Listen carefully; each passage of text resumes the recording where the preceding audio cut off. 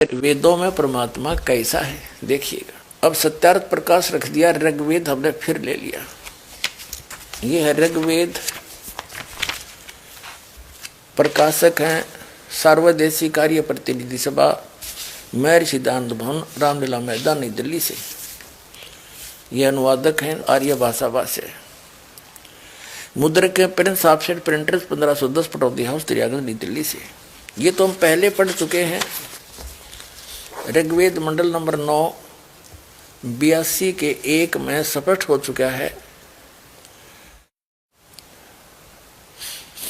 कि सर्वोत्पादक प्रभु, प्रकाश स्वरूप, सद्गुणों की वृष्टि करने वाला, पापों के हरण करने वाला, वह राजा के समान है। 269 पे है ये और 270 पे।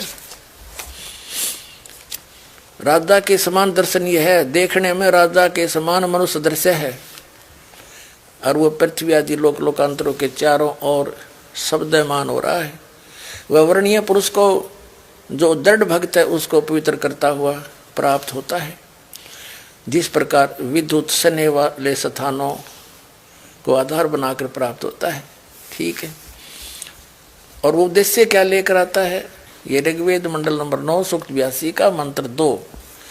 ये परमात्मा उपदेश करने की इच्छा से, यानी सच्चा ज्ञान देने के उद्देश्य से आप महापुरुषों को प्राप्त होते हो, और आप अत्यंत गतिशील पदार्थ के समान हमारे अध्यात्म यज्ञ को प्राप्त होते हो। आप कबीर देव हैं, कबीर साहब हैं, कबीर अल्लाह हैं, शुद्ध स्वरूप हैं। हमारे पापों को दूर करके हे सोम आप हमको सुख दें। अब इससे क्या सिद्ध हो गया कि परमात्मा बिजली जैसी गति से अति शीघ्र यहाँ आ जाता है। अगर सर्वव्यापक होता तो फिर गतिकरण की क्या आवश्यकता थी। अब फिर आते हम ऋग्वेद मंडल नंबर 9 सूक्त 86 के और मंत्र नंबर 26 में। यह हमने पढ़ लिया पहले आप जी ने। और यहाँ अब हम सिद्ध करते हैं कि परमात्मा एक स्थान पर रहता है। ऋग्वेद मंडल नंबर 9 सूक्त 86 का मंत्र 27। जो परमात्मा ध्युलोक के तीसरे पृष्ठ पर विराजमान है, वहां रहता है। यानी तीसरे पृष्ठ पर सतलोक के जो तीसरा पोर्शन है सबसे ऊपर, वहां रहता है। और एक और दिखाते हैं इसी ऋग्वेद के, कति कंसेप्ट क्लियर हो जाएगा आपका। ये देखिएगा ऋग्वेद मंडल नंबर 9 सूक्त 54 चम्मन का और मंत्र नंबर 3। ये क्या लिखा है कि सूर्य के समान जगत प्रेरक यह परमात्मा सोम स्वभाव वाला और जगत प्रकाशक है, और सब लोकों को पवित्र करता हुआ भुवनोपरि तिष्ठति, संपूर्ण ब्रह्मांडों के ऊर्ध्व माने ऊपर भाग में वर्तमान है। इन्होंने वर्तमान लिख दिया, वहां लिखना था विराजमान है, वहां बैठा है। तिष्ठति माने बैठा है। भुवनोपरि, भवनों के सबसे ऊपर, ऊर्ध्व माने ऊपर के भाग में विराजमान है, बैठा है, तिष्ठति,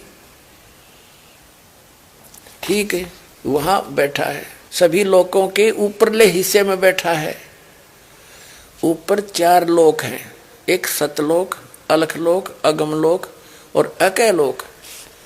उन चारों के ही ऐसे 4 रूप धारण करके परमात्मा उनके ऊपरले हिस्से में तीसरे विभाग में बैठा है। अब ये सिद्ध हो गया, एक तो ये सिद्ध हो गया कि परमात्मा नर आकार है, मनुष्य दृश्य है, और वो कबीर देव है, एक स्थान पर रहता है। और दिखाते हैं आपको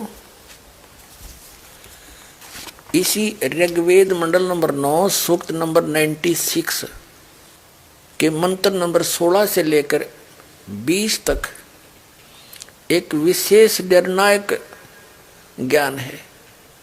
उसमें क्या लिखा है? आप ही प्रश्न किया है, उसमें प्रश्न किया है। देखिएगा ऋग्वेद मंडल नंबर 9 सूक्त 96 है, 96 16। ए परमात्मन सर्वोपरि रहस्य श्रेष्ठ नाम, ये नाम है संस्कृत में, गुह्यम चारु नाम, चारु माने श्रेष्ठ कर दिया, गुह्यम माने सर्वोपरि यानी रहस्य गुप्त, नाम माने नाम लिखना था जो तुम्हारा नाम है, आप उसका ज्ञान कराएं।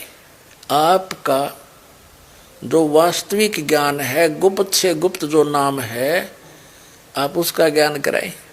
अब वो बताइए कौन सा नाम आपका।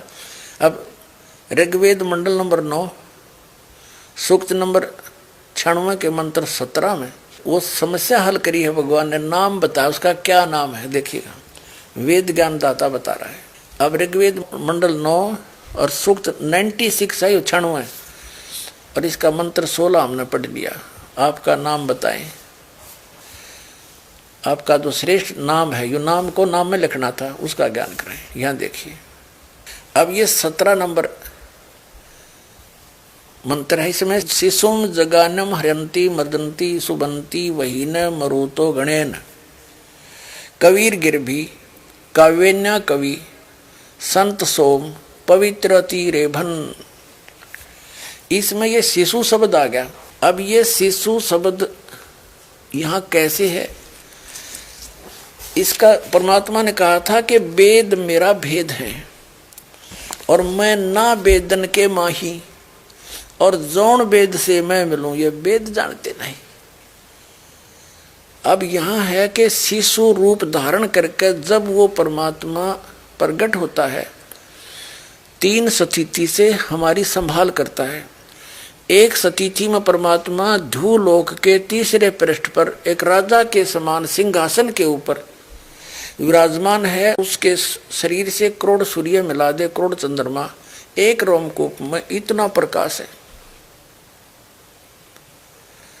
और दूसरी स्थिति में वो प्रत्येक युग में एक लीला करते हैं, वहां से गति करके आते हैं, शिशु रूप धारण करके एक कमल के फूल के ऊपर सरोवर में, तालाब में प्रकट होते हैं। वहां से निसंतान दंपति उनको उठा ले जाते हैं और फिर उस नवजात शिशु के रूप में प्रकट परमात्मा की परवरिश की लीला कंवारी गायों से होती है। और वो लीला की किसने है और उसका वेदों में भी प्रमाण है। जिस परमात्मा ने यह लीला कर रखी है तो परमात्मा के समझने में देर नहीं लगे। जो वेदों को सत्य मानते हैं उनके लिए वेद सही है, हम भी मानते हैं। और वेदों में जो लीला है भगवान की, जिस भगवान ने वह की है तो ही इज गॉड, वह है परमात्मा। वो समझने में देर ना लगे। दुर्ग्राही हठी व्यक्ति ईर्षावश ना माने तो उसका दुर्भाग्य ही होगा। इसमें मान बढ़ाई नहीं, आत्म कल्याण आधार होना चाहिए। अब आपको दिखाते